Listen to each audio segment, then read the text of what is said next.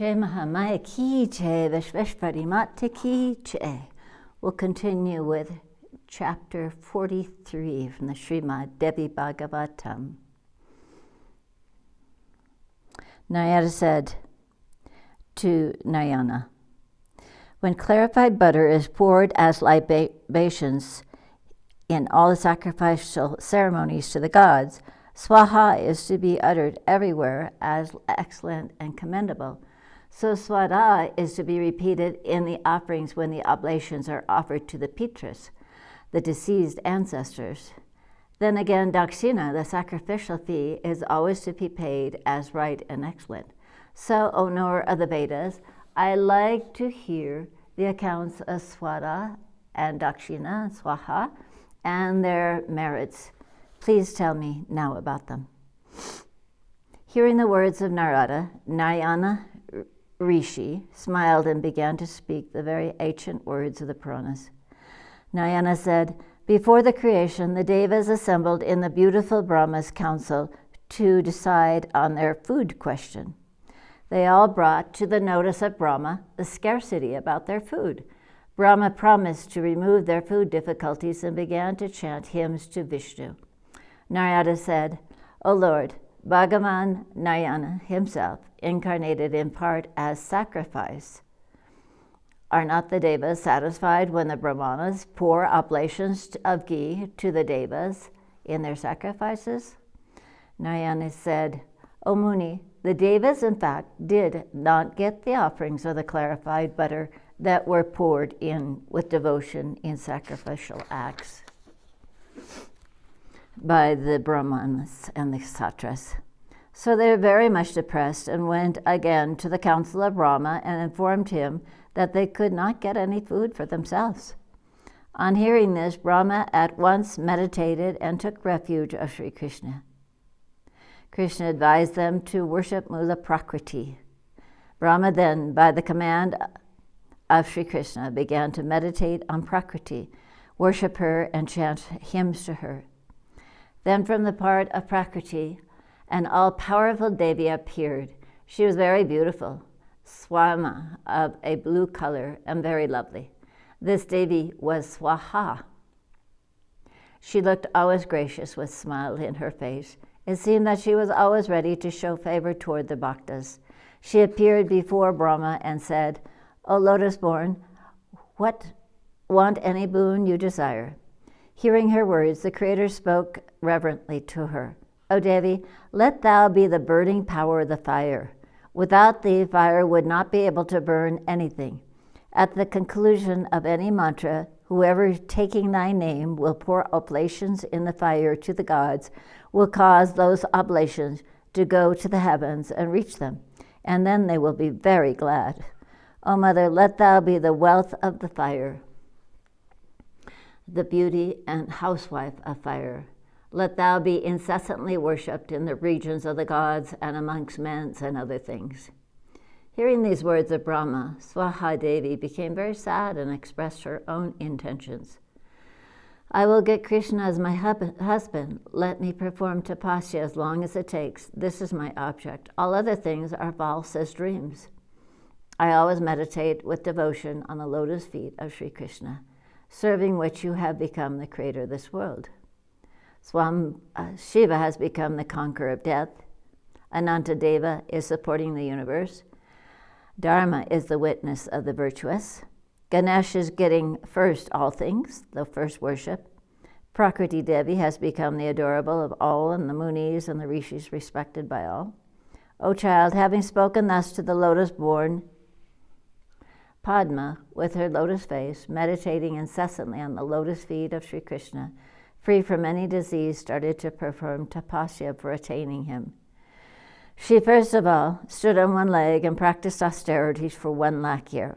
Then she saw the highest Purusha, who is beyond Prakriti and her attributes. The beautiful amorous Swaha, seeing the lovely form of the Lord of Love, fainted. The omniscient Bhagwan, knowing her intentions, took her to his lap, reduced very much in body by long continued tapasya, and said, O Devi, thou shalt be my wife in the next Varaha Kalpa. Then thou wilt be the daughter of Naganjit, and wilt be known by the name of Nagnajiti. O beloved, at present let thou be the energy of fire and be his wife. By my boon thou wilt be worshipped by all. Fire will make thee the lady of his house and take the utmost care of thee. Thou wilt be able to enjoy easily with him. O Narada, thus saying to Swaha, Bhagavan disappeared. On the other hand, fire came in there by the command of Brahma with a doubtful mind and began to meditate on her, the world mother, as per Samavedas, and worshipped her. He then pleased and married Swaha with mantras, etc. For 100 divine years they enjoyed each other in a very solitary place. While they were enjoying each other, Swaha Devi became pregnant. For full 12 divine years she retained her pregnancy. Then she delivered gradually 3 sons, Daksnagni, Grahapatyagni, and Ahavani Yagni. The rishis, munis, brahmanas, ksatras poured oblations of clarified butter, pronouncing the final mantra, Swaha. He who pronounces this excellent mantra, Swaha, gets immediate success in his actions. Then all the mantras without Swaha in the end became impotent, as snake without become when void of poison. The brahmanas when they are devoid of the knowledge of the Vedas, the wife when she does not serve her husband, the men when they turn illiterate, and the trees when they are void of fruits and branches, O child. The brahmanas then became satisfied. The devas began to receive the oblations. With the Swaha mantra, everything turned out fruitful. Thus I have described to you the anecdote of Swaha. One who hears this essential anecdote gets his happiness enhanced and the moksha in his hands. What more do you want to hear say? Narada said, I like to hear how fire worshipped Swaha and recited hymns of praise to her. Kindly tell me the method of worship, the dhyan, and the strota. Narayani said, O best of Brahmanas, I now tell you the meditation as per Samaveda, the method of worship and strota. Listen attentively. At the commencement of any sacrificial ceremony, one should first of all worship whether on the salagram stone or on the earthen jar gata, the Devi Swaha, and then commence the ceremony with the expectation of getting the desired fruit. The following is the dhyanam of Swaha Devi. O Devi Swaha, thou art embodied of the mantras. Thou art the success of the mantras. Thou art thyself a siddha. Thou givest success and the fruits of actions to men. Thou dost good to all. Thus meditating, one should offer padya, water for washing the feet, etc., uttering the basic mantras. Success then comes to him. Now hear about the radical seed mantra. The seed mantra, the mula mantra, is this. Om Hrim Shrim Vaniyaya Devya Swaha. If the Devi be worshipped with this mantra, all the desires come to a successful issue. Fire recited the following strotas. Thou art Swaha, thou art the beloved of fire, thou art the wife of fire, thou pleaseth all. Thou art the Shakti, thou art the action, thou art the bestower of kal, time. Thou dost digest the food, thou art the durba, thou art the resort of men, thou art the burning power, thou canst burn everything. Thou art the essence of this world, thou art the deliverer from the terrible world, thou art the life of the gods, and thou nourisheth the gods. O Narada, he who reads with devotion these 16 names gets success both in this world and in the next.